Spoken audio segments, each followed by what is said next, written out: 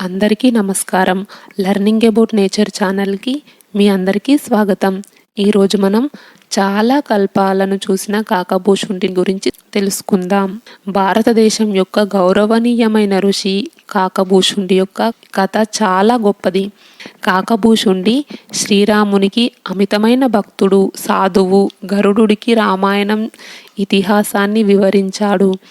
సంస్కృతంలో కాక అనే పదానికి కాకి అనే అర్థం. ఋషి కథ చెప్పటానికి తనను తాను కాకిగా మార్చుకున్నాడు కాబట్టి అతన్ని కాకభూషుండి అని పిలుస్తారు. భూమి మీద ఉన్న చిరంజీవుల్లో ఆయన కూడా ఒకరు. చిరంజీవులు అంటే భూమిని వదలని చిరంజీవులు అని అర్థం.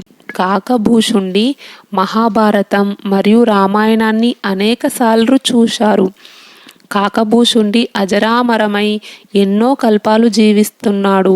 ఒక కల్పం ఒక విశ్వచక్రం, 4.32 బిలియన్ సంవత్సరాల మరియు 12 గంటల సృష్టికర్త అయిన బ్రహ్మదేవుడు.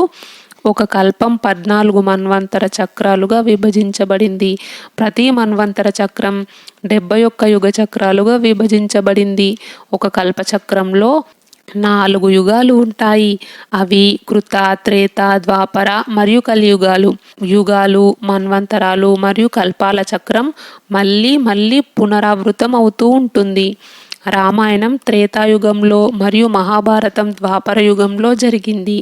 త్రేతాయుగం మరియు ద్వాపర యుగంతో సహా కాలగమనాన్ని కాకభూషుండి మళ్ళీ మళ్ళీ చూశాడు. ప్రతి త్రేతాయుగంలో కాకభూషుండి కాకిలాగా అయోధ్యకు వెళ్తాడు. అతను 5 సంవత్సరాలు అక్కడ నివసిస్తాడు.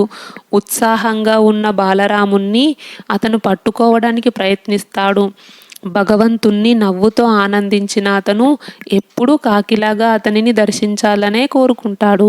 కాకభూషుండి ఎందుకు కాకిలా కనిపిస్తాడు అంటే, ఒకప్పుడు కాకభూషుండి తన తోబుట్టువులతో నివసిస్తూ ఉంటాడు. అతని గ్రామంలో కరువు ఎక్కువయి తిండి దొరకక ఒకరినొకరు చంపుకు తినేవారు. అతని కుటుంబ సభ్యులందరూ అలాగే మరణించారు. అదృష్టవశాత్తు అతను అవంతిక అనే సమీపంలోని గ్రామానికి మారాడు. అక్కడ గుడిలో ఒక సాధువును కలిశాడు. నాకు కూడా విద్యని బోధించమని సాధువును అడిగాడు. రోజులు గడిచే కొద్దీ కాకభూషుండి పరమశివునికి మాత్రమే భక్తుడు అయ్యాడు, కానీ విష్ణువును పూజించలేదు. అతనికి ఉన్న ఆ దురాలోచన మార్చుకోమని అతని గురువు చాలాసార్లు చెప్పి చూశాడు, కానీ అతను శివుణ్ణి తప్ప విష్ణువుని పూజించను అని అనేవాడు. ఒకరోజు అతను ఒక ఆలయంలో శివునికి ప్రార్థనలు చేస్తూ అతను గురువుకి కూడా నమస్కారం చేయలేదు. ఆ చేష్టకి కోపోద్రిక్తుడైన పరమశివుడు కాకభూషుండిని 1000 జన్మలు తక్కువ కాలంగా జీవించు అని శపిస్తాడు. తన శిష్యుని శాపాన్ని తగ్గించమని గురువు భగవంతుణ్ణి ప్రార్థించాడు. తన శిష్యునిపై ఉన్న ప్రేమకు సంతోషించిన భగవంతుడు కాకభూషుండిని శ్రీరామునికి భక్తుడిగా ఉండేలా అనుగ్రహించాడు. దీని ప్రకారం అతను బ్రాహ్మణుడిగా జన్మించి శ్రీరాముని ఒక గొప్ప భక్తుడు అయ్యాడు. మరొక జన్మలో కాకభూషుండి ఋషి ప్రసంగాన్ని విమర్శిస్తాడు. ఆ ఋషి కాకభూషుండిని ఎన్ని విధాలుగా మార్చడానికి ప్రయత్నించినా కాకభూషుండి మొండిగా లోమస మహర్షిని ఖండిస్తూనే ఉంటాడు. కాకభూషుండి యొక్క చేష్టలకు కోపోద్రిక్తుడైన మహర్షి అతన్ని కాకిగా పుట్టమని శపిస్తాడు. దాని ప్రకారం అతను వచ్చే జన్మలో కాకిగా జన్మించాడు. వేదాలు మరియు పురాణాల ప్రకారం కాకభూషుండి 11 రామాయణాలు మరియు 16 మహాభారతాలు చూశాడు. కల్పము ముగిసే వరకు తన శాశ్వతమైన రూపంలో జీవిస్తూనే ఉంటాడు. కాకభూషుండిని శాశ్వతంగా మార్చినవాడు రాముడే. కాకిగా జన్మించిన సమయంలో కాకభూషుండి బాలరాముడి దగ్గరికి వెళ్ళాడు. శ్రీరామచంద్రుడు ఆడుకుంటూ అతన్ని పట్టుకోవడానికి ప్రయత్నించాడు. ఆ సమయానికి కాకభూషుండి శ్రీరాముడి యొక్క నోరు వంక చూస్తాడు. తన నోటిలో నక్షత్ర మండలాలను మరియు విశ్వాన్ని, బ్రహ్మాండాన్ని చూస్తాడు. అలా చూసిన తర్వాత కాకభూషుండి రాముని నుండి దూరంగా ఎగురుతూ అతని వద్దకు తిరిగి వచ్చాడు. శ్రీరాముణ్ణి జగత్తును రక్షించే కాపాడే నాదుడని గుర్తించలేనందుకు కాకభూషుండి శ్రీరాముని పాదాల మీద పడి క్షమాపణలు చెప్పాడు. భగవంతుడు అతనికి దివ్యమైన చిరునవ్వుతో కాకభూషుండిని కోరిక గురించి అడిగాడు.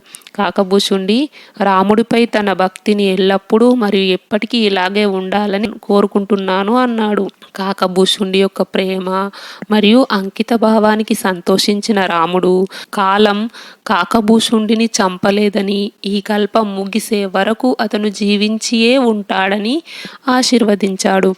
కాకభూషుండి పొందిన శాశ్వతమైన ఆనందాన్ని కాకభూషుండి యొక్క టైం ట్రావెల్ అని చెప్తారు. శ్రీ మహావిష్ణువు యొక్క వాహనమైన గరుడు కాకభూషుండి నుంచి ఎన్నో విషయాలు తెలుసుకున్నాడు. కాకభూషుండి ఇప్పటికీ భూమిపై జీవిస్తున్న అమరజీవులలో ఆయన కూడా ఒకరు. హనుమంతుడు, విభీషణుడు, వ్యాసుడు, పరశురాముడు, అశ్వత్థామ, మహాబలి, మార్కండేయ, కృపాచార్య వీళ్ళంతా చిరంజీవులు. వాళ్ళతో పాటు ఈ కాకభూషుండి మహర్షి కూడా ఇంకా జీవించియే ఉన్న చిరంజీవి. ఇంకా స్కాంద పురాణంలో కూడా చాలామంది ఎక్కువ కాలం జీవించే వాళ్ళ గురించి ఉంది. మార్కండేయ మహర్షి కంటే ఎక్కువ కాలం జీవించి ఉన్నవారు కూడా ఉన్నారు. అయితే వచ్చే కొన్ని వీడియోలలో వాళ్ళ గురించి కూడా తెలుసుకుందాం. మరో మంచి అంశంతో వచ్చే వీడియోలో మళ్ళీ కలుసుకుందాం. ఈ వీడియో నచ్చితే లైక్ చేయండి, షేర్ చేయండి. లెర్నింగ్ అబౌట్ నేచర్ ఛానల్ని సబ్స్క్రైబ్ చేయండి. బెల్ ఐకాన్ గుర్తుపై క్లిక్ చేయండి. ఇంతవరకు ఈ వీడియో చూసినందుకు మీ అందరికీ ధన్యవాదాలు. సర్వే జనా సుఖినో భవంతు. కృష్ణార్పణం.